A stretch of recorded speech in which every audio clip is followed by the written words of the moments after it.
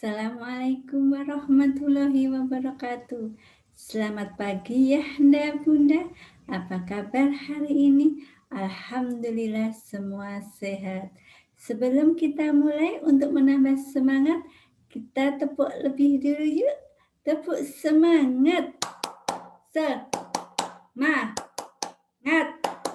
Semangat.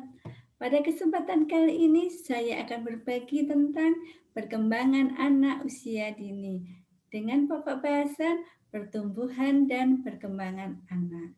Materi ini berkaitan dengan materi sebelumnya, yaitu konsep dasar PAUD. Sebelumnya izinkan saya untuk memperkenalkan diri. Nama saya Ana Kusnul Musyaimah. Setiap hari bertugas di PAUD Alam Anak Pintar Kabupaten Karanganyar. Nomor HP 0836517157.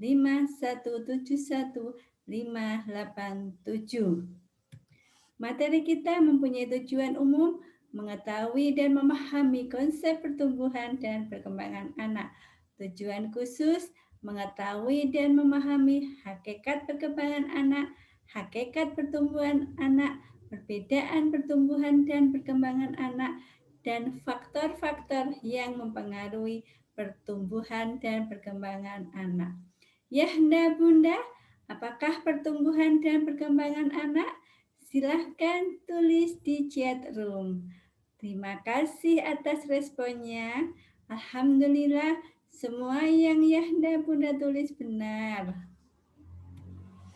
Hakikat dari pertumbuhan anak adalah perubahan dalam besar, jumlah, ukuran tubuh atau anggota tubuh. Dapat diukur secara fisik melalui penimbangan berat badan, pengukuran tinggi badan, lingkar kepala, lingkar lengan, dan lain-lain.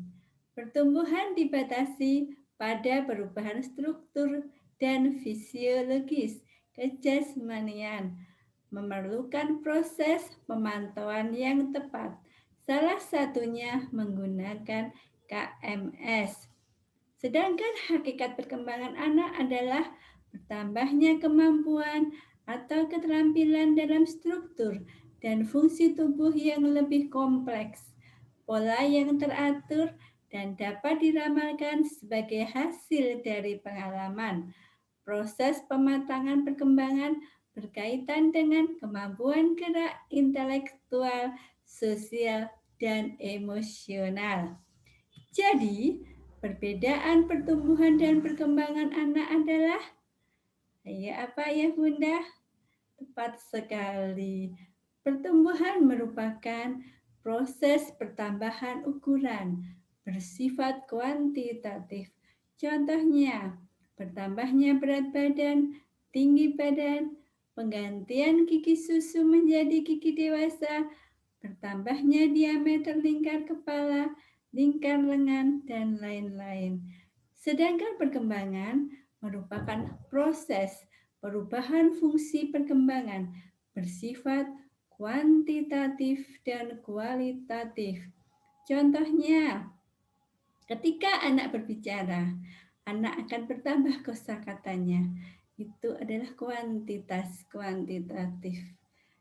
Dan pengucapan kosakata baru semakin jelas. Itu adalah kualitatif. Anak bergerak dari tengkurap, merangkak, duduk, berdiri, berjalan, dan berlari. Faktor-faktor yang mempengaruhi pertumbuhan dan perkembangan anak ada dua ya Bunda. Faktor internal dan eksternal. Faktor internal, faktor bawaan gen yang normal dan patologik. Yang normal contohnya bentuk rambut, warna kulit, dan lain-lain. Patologik misalnya Down syndrome, thalassemia, dan lain-lain.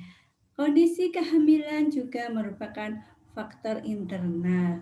Apabila dalam saat hamil nutrisi tercukupi, pertumbuhan anak akan optimal. Sebaliknya, apabila gizi tidak tercukupi, akan ada hambatan dalam perkembangan anak.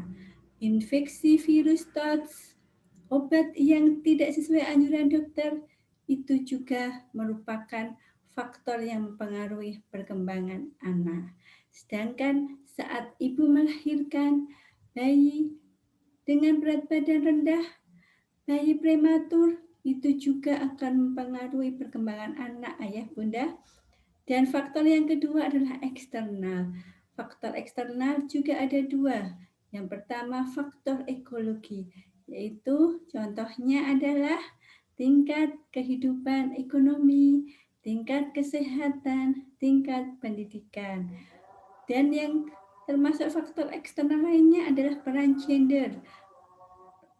Anak merasakan maskulinitas dan femininitas itu juga merupakan faktor yang mempengaruhi perkembangan anak.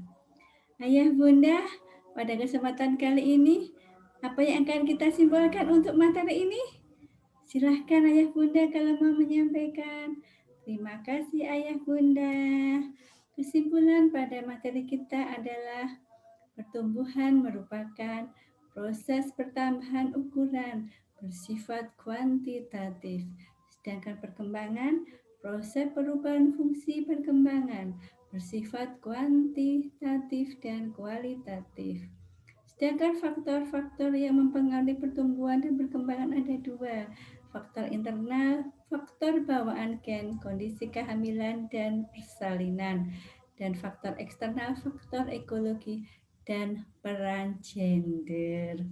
Ayah bunda, apabila ada yang kurang paham, silahkan menulis di chat room. Nanti akan kita bahas di WA group. Di tangan ayah bundalah pertumbuhan dan perkembangan anak menjadi optimal. Apa yang akan kita tuai nanti, insya Allah kita tanam mulai sekarang. Mohon maaf apabila dalam penyampaian ada yang kurang berkenan di hati ayah bunda semua. Untuk materi kali ini saya cukupkan sekian. Sungguh cantik si burung cendrawasih, saling menyayang dan berkasih. Salam selalu si daun selasih. Cukup sekian dan terima kasih. Wassalamualaikum warahmatullahi wabarakatuh.